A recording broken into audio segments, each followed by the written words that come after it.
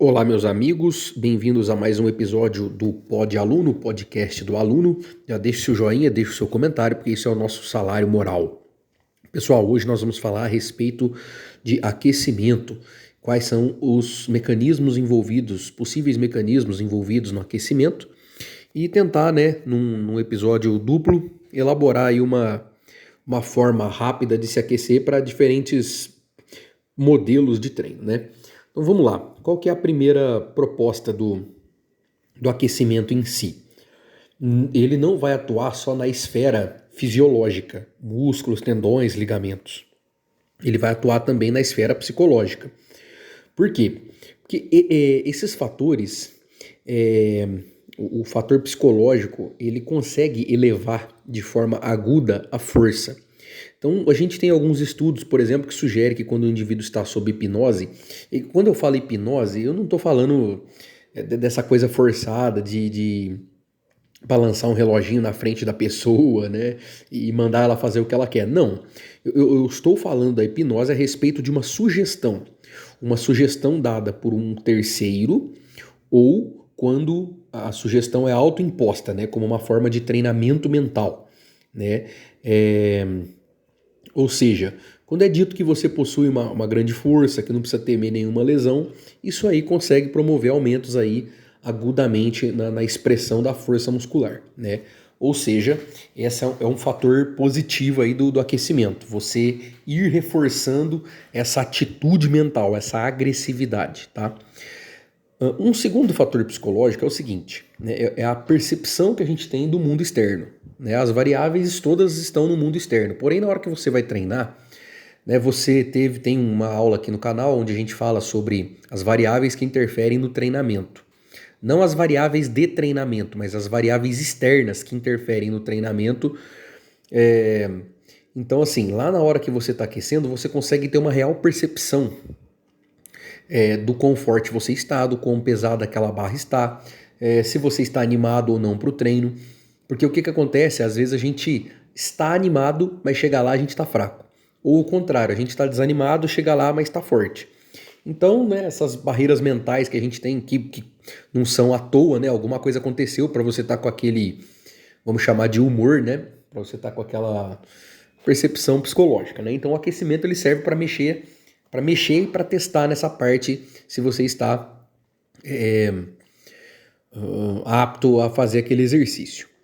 Bom, agora falando do tecido muscular, é assim, quando a gente faz um determinado movimento, aquele músculo, o próprio metabolismo produz substâncias, e essas substâncias são vasoativas. Quando eu falo de substância vasoativa, elas promovem, por exemplo, vasodilatação. Então, vamos pegar aqui, se a gente for pegar uma fibra muscular que é rodeada, por exemplo, por 6 capilares, que são os menores vasos sanguíneos. Esses capilares, eles não estão todos abertos. Vamos supor que você tem 2 abertos e 4 fechados por comportas, por esfíncteres, né, que são músculos circulares ali que vão fechar essa passagem. Essas substâncias vasoativas também causam a abertura desse esfíncter, fazendo, por exemplo, com que você tenha a inundação de sangue, né, vamos falar assim, naquela região. Então o aporte nutricional fica maior e a remoção de metabólitos também, né, eu não vou chamar de lixo celular porque dá a impressão que não tem nenhuma função. Mas eu vou falar de produto, né, um produto metabólico que foi produzido ali durante o exercício. Então, esse aumento de temperatura local, bem como essas substâncias vasoativas, potássio, cálcio, tudo isso, fosfato inorgânico, tudo isso faz vasodilatação, o que ajuda ali a suprir mais nutriente e retirar produtos que naquela hora o músculo não irá usar, tá? Então esse é um dos motivos. Um segundo motivo, por exemplo, é a questão osteoarticular. Então, com os movimentos que você está fazendo, os aquecimentos ali específicos do exercício, a gente tem, por exemplo, uma membrana sinovial, que é uma membrana interna da cápsula articular. Ela libera um líquido chamado sinóvia, que é um líquido viscoso que lubrifica a articulação e que permite melhor deslizamento entre as superfícies que se articulam, né? Os discos, os meniscos, etc e tal. Tá? Então tem isso também. E tem mais um detalhe, né? Eu falei de líquido viscoso aqui, eu lembrei. A gente tem no leque, no leque, a gente tem água, né? A gente tem algum líquido ali, o próprio sangue. A temperatura, o aumento da temperatura diminui um pouco a viscosidade desses líquidos, né, entre as células, e essa viscosidade geraria uma resistência para o movimento. Né? Você pode perceber isso da seguinte forma, né? Eu não recomendo, mas todo mundo já fez isso alguma vez na vida. Você simplesmente vai lá, coloca um peso na barra e faz o movimento. Nossa, a sensação que você tem é que você tá todo durão, tanto nas articulações quanto no músculo, que você não tem força. Uma das coisas que contribui para essa percepção de rigidez, né, é essa viscosidade dos líquidos. É claro, não é uma coisa assim que, como se fosse um mecanismo hidráulico de um motor, mas é uma das causas que contribuem, né?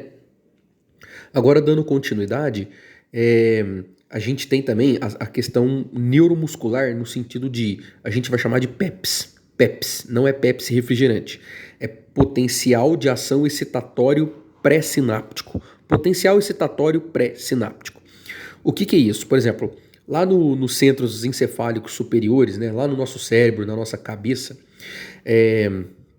a gente tem os neurônios, eles dão um comando, né? Como é que eu posso explicar aqui de forma didática, né?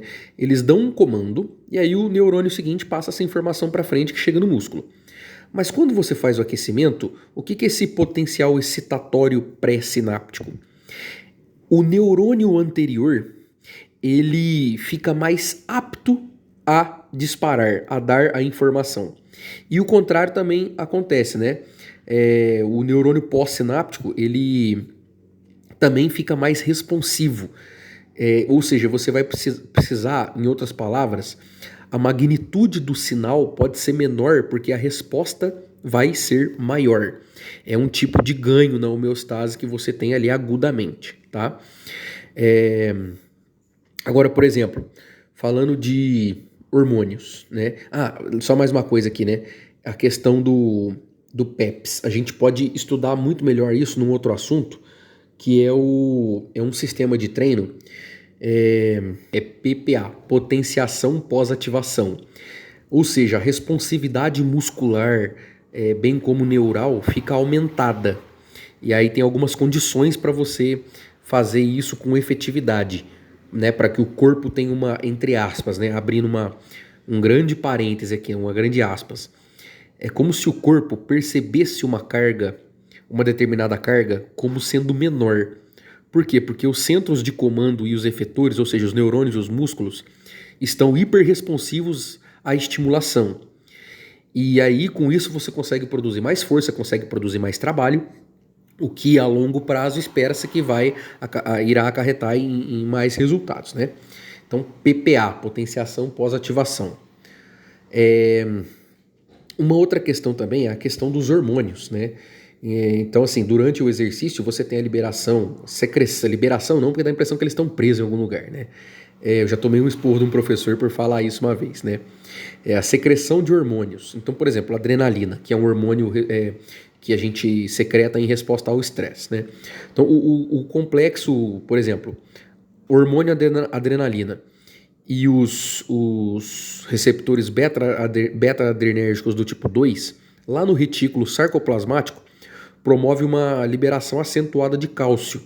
O cálcio, lembrando, é o íon envolvido no mecanismo de contração muscular.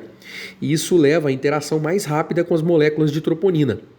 O que eu quero dizer com essa interação mais rápida? Ela leva à disponibilidade mais rápida de sítio ativos de actina, o que por sua vez leva à contração mais rápida do sarcômero.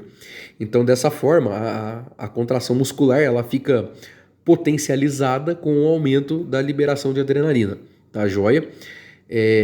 Agora, por exemplo, uma condição que a gente chama de hiperóxia.